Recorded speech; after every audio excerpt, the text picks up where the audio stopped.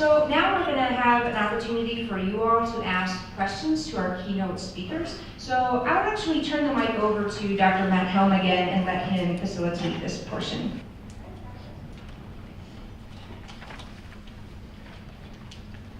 Dr. Geith, you talked a little bit about seeking your joy, and Dr. Clark touched upon this a little bit, but do you have any tips on how to find your own personal joy?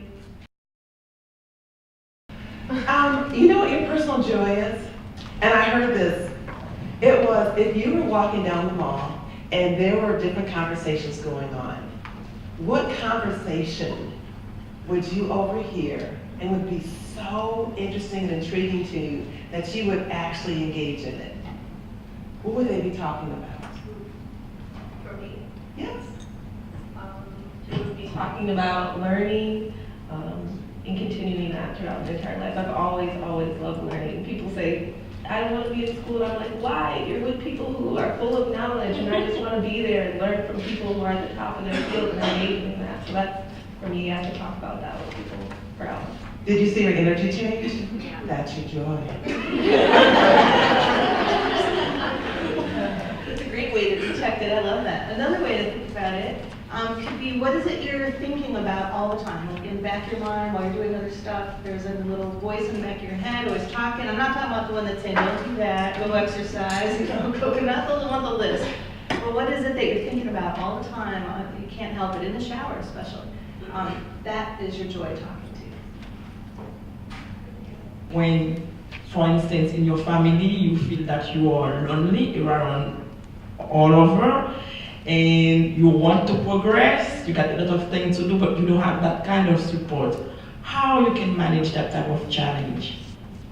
I think we make a mistake because we tend to have expectations of people giving it to us. And we get let down.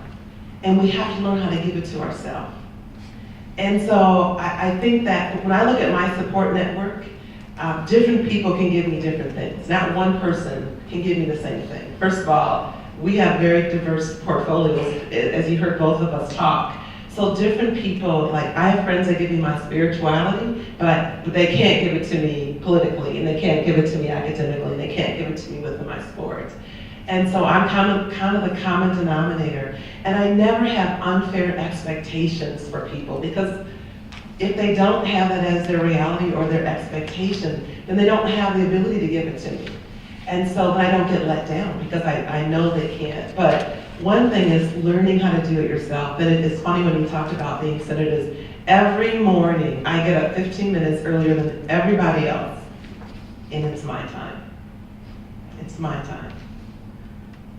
If I could get it down to 15 minutes, it'd be good shape.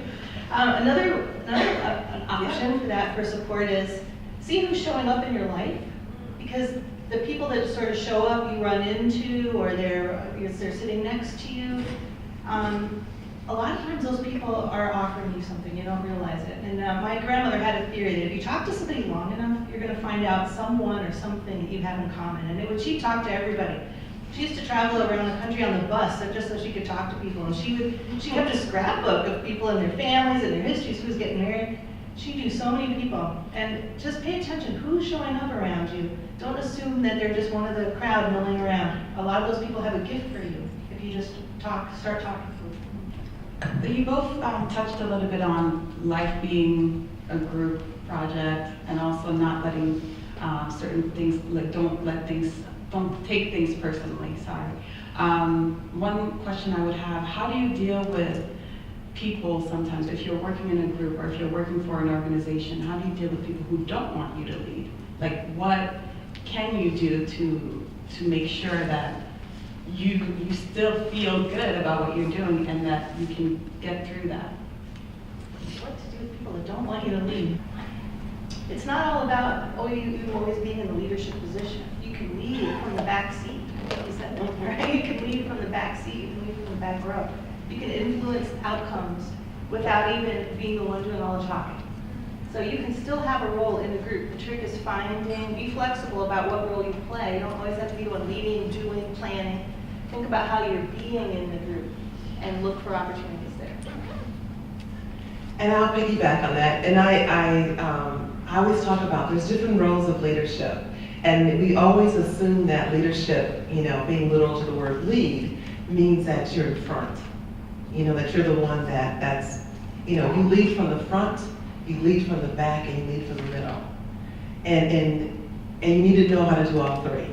And you need to figure out within a team or within this group what role works best for the group to be successful. And so you kind of quickly take inventory and figure out where are our weaknesses. So if the weakness is that we don't have leadership, then you lead from the front. But if you've got strong leaders, then maybe you leading from the middle or behind is actually what keeps strong personalities moving together so that you move forward, because everybody has their idea of how it should be done and nobody wants to give. So that's kind of leading from the middle or leading from behind, making sure that nobody gets left behind. And if you can learn those, what you'll find is everything that you do moving forward is you'll always kind of look at the group and figure out what role works best for me in this group. There's sometimes I'm out front, many times I lead from the middle, and most times I lead from the middle and the back. So I love that, the way to describe it. It's so useful. I think that's so nice and simple to remember, the front, the middle, and the back. It's really good. I had a question about knowing when you are feeling friction from getting off your path versus the uncomfortability of being where you should be and growing. So what are some things that can give you a sign of whether it's the first or the latter? I think with the friction, I think it's very clear. I think sometimes we justify and we're like, okay, well, this is supposed to be difficult and hard. There's a difference between working hard and hurting.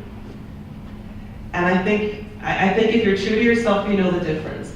Learning something new is always, there's a new knowledge base, or there's a new way in which to do something that you don't have a knowledge base for. So you're actually building a new block of knowledge. And that is very uncomfortable when you learn something new. I mean, totally new that doesn't connect to anything that you've known before. That is very uncomfortable.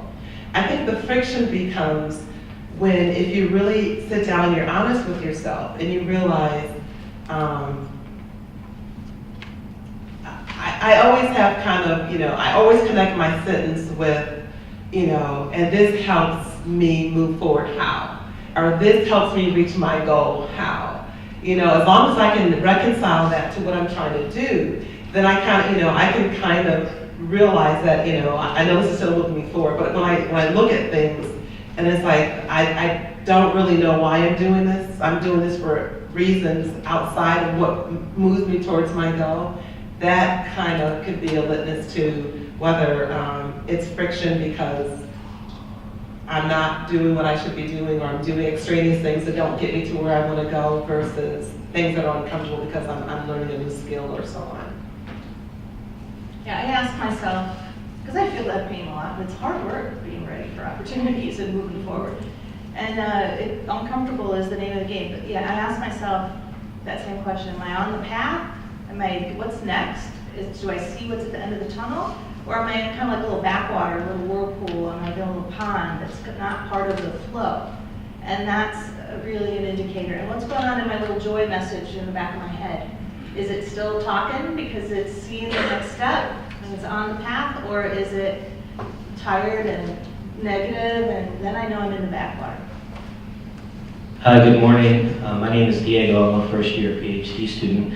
I've been attending leadership conferences since I was maybe 13. I'm a little bit older now. I tend to, it's easy to kind of hear what someone has accomplished, all of the good things. The more that I think about leadership, I've really become fascinated with failure. And that sounds it's counterintuitive, but I think it's a little bit in that conversation of, we don't really talk about death, so we don't really know how to frame life, right? And so I'm wondering if both of you might talk about your most incredible, amazing failure and what you learned from it. An Olympian-sized failure. You know what? Okay, Diego, we think the same way. I absolutely thrive on my failures. because every failure is a teachable moment. And I look at it and I think, okay, what happened? Did I underestimate the task? Did I not have the right skills? Did I not have the right information? What happened? And I absolutely thrive on that. Because it's everything is a teachable moment. And everything I can take from that then becomes a skill set for the next time when I do it. Then you know what, I'm always my whole life is a hypothesis. It's just like, okay, is this null or is it, which one, And so it really, I absolutely have no problem with a failure. I mean, it hurts my feelings, don't get me wrong, but it's always a growth, in every failure and every transition of anything, whatever you're looking at, every transition is a bit painful. And so, and the tougher the lesson, the more painful, the more teachable, the more skill sets. So I absolutely thrive on my failures because they're actually not failures. They're actually, condensed learning opportunities. Condensed learning opportunities. Gosh, I know, I have spectacular failures all the time. I'm trying to think. I was saying, oh yeah, well, I messed that relationship up. I screwed up that project. I didn't listen there. I didn't pay attention there. Spectacular failures. Honestly, I'll just share with you, not that, because maybe you're in this situation. My most spectacular failure was totally personal. It had nothing to do with work. I do that all the time as a way of life. It was a personal one. It was my intention to be with my mom when she was passing away, and I got busy, and I didn't listen to myself. I didn't listen to my little joy path. I wasn't there. I missed it. Right? To me, that was a failure because my intention was not aligned with my actions. I was not holding myself in integrity. I was not in action in my joy, and I missed it.